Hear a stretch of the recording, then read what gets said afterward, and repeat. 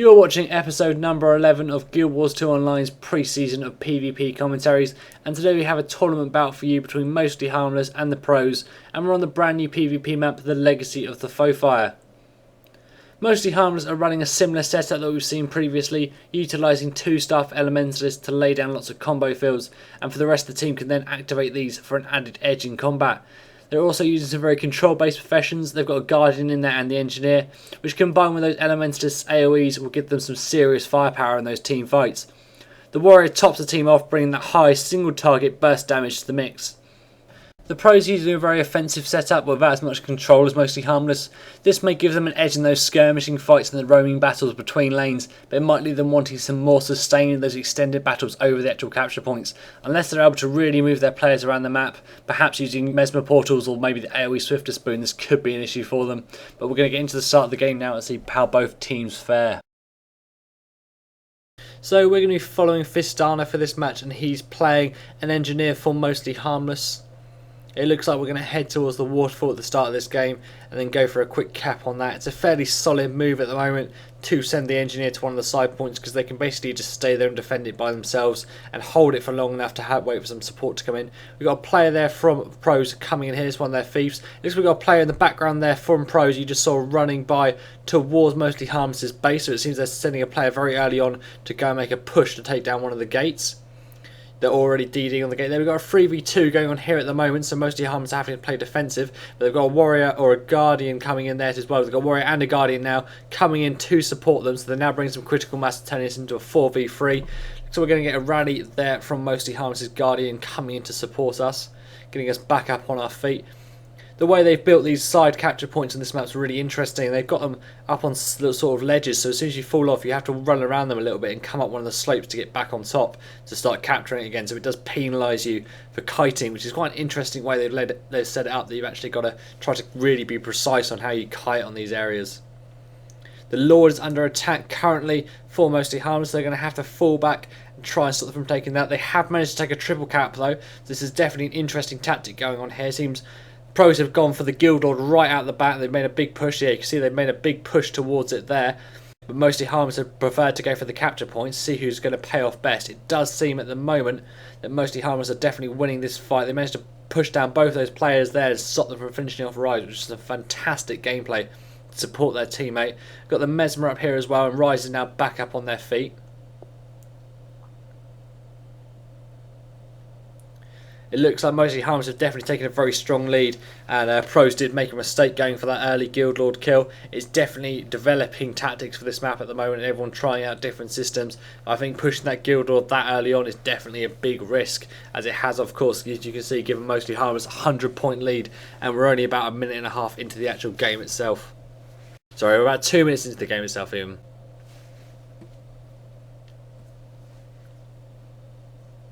This is the central point we're heading towards now. This is probably the most important area of this map to control.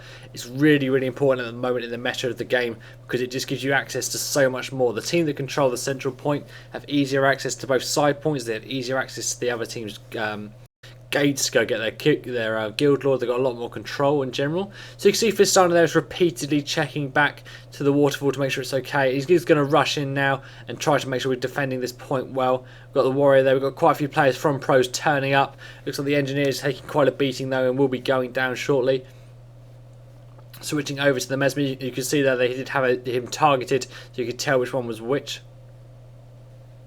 They did manage to get a quick rally in that fight though as well. It's definitely a very important part of the game at the moment, to work out when to rally and when to support your teammates. You can see there the bubble being put up over Rise there to defend him and knock back, so they couldn't manage to finish him off. So that's some great gameplay. It's such an important part of team fights, knowing when to finish players off, how to finish them off, using knockbacks, using fears, all different stuff like that.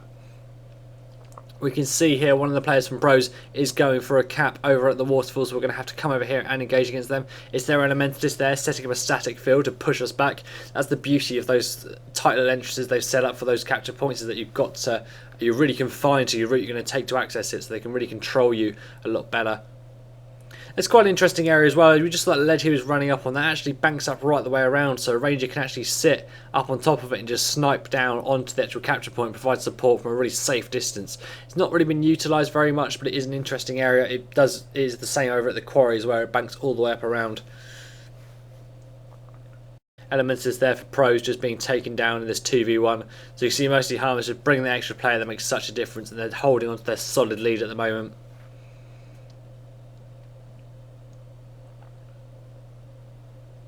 Got the 2 point, the triple cap once again. They're definitely dominating this map. I do think it was a big mistake there for pros to try and make that push for the guild lords so early on.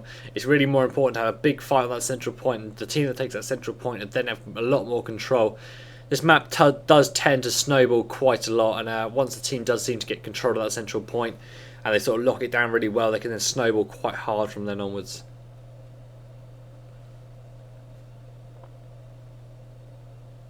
Seems there's some conflict going on around the centre now, so we're going to head towards that.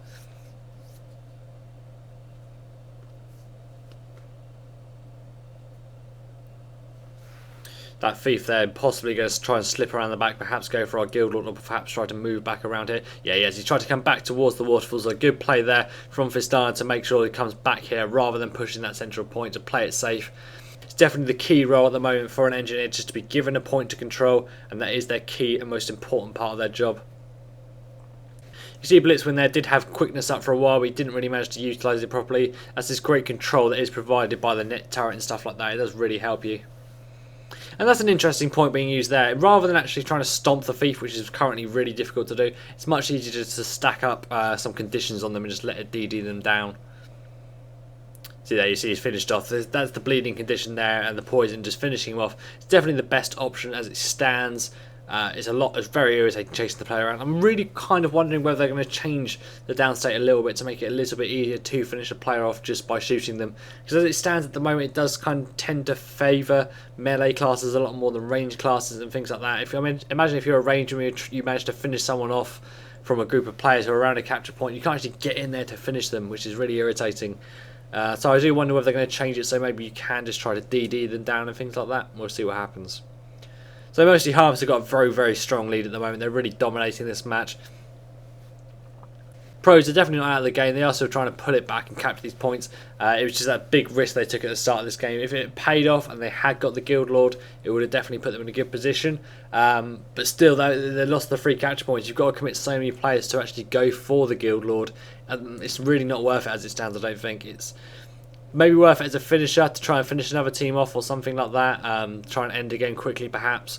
But it's a lot easier just to try and go for the double cap and just maintain that. Or even try and push for a triple cap. It's still easier to do that than actually send half your team to go and kill the Guild Lord and try to hold on to some capture points. Because if you lose the capture points, if you lose all three while you're trying to go for the Guild Lord, they get enough points to counteract you getting that Guild Lord anyway, so it makes no real difference. It's only really vital, only really possible to use it as maybe a finisher if you've got a long, big, strong lead on the other team. Which it does look like mostly Harmless are going to attempt to do exactly what I was saying right now, and they're going to attempt to make a finishing move against Pros. Pros, however, are capping some points around the rest of the map, like I said they would do, no doubt. See, mostly Harmless there, they've managed to get through that gate already. Pros are trying to slow down Fistina here, trying to push them back. Good use there of his utility skills there to move around the map and get a bit of speed, but a lot of players here from the red team, from the Pros, and it's definitely going to be a difficult fight to manage. They've got one player there going down for mostly Harmless. They're going to be pushed out of there, so you've got two players there down for mostly Harmless. Good recovery there from Pros to hold them back and stop them, but this is the reason you have to commit a hell of a lot of your players to attempt any of these Guild Lords. Is that it's not so much the Guild Lord itself. The Guild Lord's soloable. It's not that difficult to kill. It's got a lot of HP and it can heal, but it's not that difficult. It's more the problem of the other team sending their defense back, and they can just constantly zerg you because the boss is so close to the spawn point that they can just constantly keep zerging you.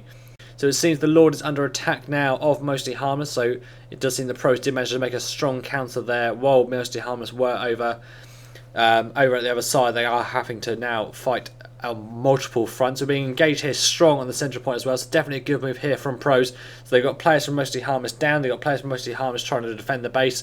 And it looks like they're now try and make a pushing to capture the central point. Mostly Harmless are only 50 points, or less than 50 points now away from victory, but Pros can still maybe pull this back if they go for manage to neutralise all those points and kill this Guild Lord.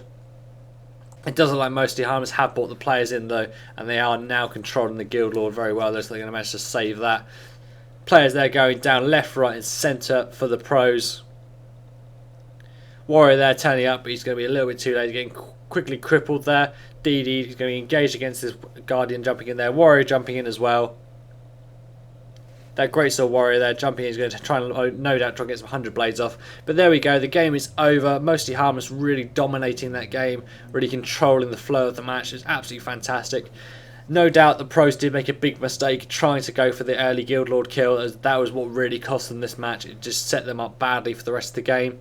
But it's interesting tactic perhaps, and it might be something that might be perfected over time, and we'll see what happens. I'm really interested to see how this map develops and what the best way to take down those Guild Lords will become. So I hope you've enjoyed listening to this commentary and watching this match. If you've got any PvP games of yourself playing or your teammates playing and you'll be interested in having them commentated on, get in contact with me. We're also going to be doing a whole bunch of stuff after the game launches, including live streams and things like that as well. So if you're interested in all that kind of stuff, get in contact with me. Thank you very much.